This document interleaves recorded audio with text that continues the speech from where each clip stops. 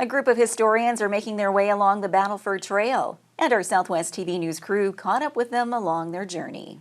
Saskatchewan is steeped in history, and this group of avid historians and walking enthusiasts have set out on a unique trek. Over 2 weeks, this group, led by Hugh Henry, will walk the historic Battleford Trail, spanning approximately 340 kilometers from Swift Current to Battleford. Armed only with the daily necessities in a backpack, participants will walk approximately 13 miles per day, then camp overnight in area farmyards. A journey which Hugh Henry was pleased to organize and share his passion for history along the way. The railway came to Swift Current in 1882, late 1882. It became the closest rail link to the Battleford area, which was quite populous and also the seat of the Northwest Territories government at that time. And so it was the closest, again, rail link, so goods could be shipped to Swift Current and taken overland to supply the people in and around the Battleford area. And so very early, the spring of 1883, then there was a freighting party that left Battleford and made its way to Swift Current it was led by a fellow named Goodwin Marchand, who was familiar with the way the newspapers talked about it. He was familiar with the land. So he led a freighting party with 3 different companies and made their way to Swift Current. They loaded up with goods and went back to Battleford, and that continued all that year until a closer rail link was established in Saskatchewan in 1890, and then the Swift Current Trail kind of went into disuse after that.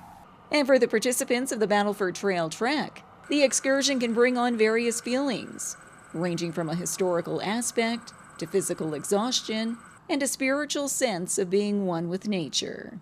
This walk is so beautiful, and the kind of suffering you do at the beginning to get your feet going and is so minor compared to what other people have endured.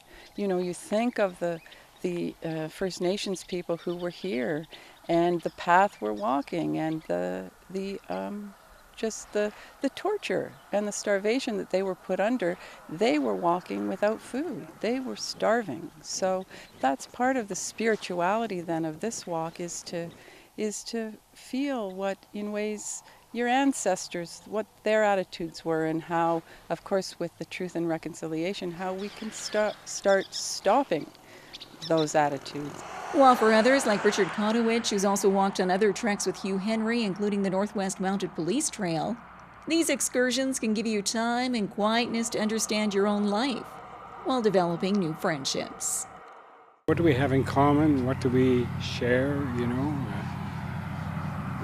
Where is their difference, and honoring difference, you know?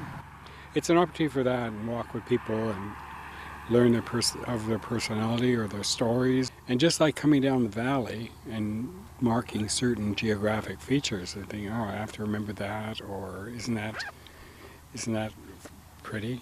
You know, you wouldn't get that unless you were on foot. And as this group of 9 embarks on their own personal journey across the Battleford Trail, they hope their efforts will make an impact for others down the road.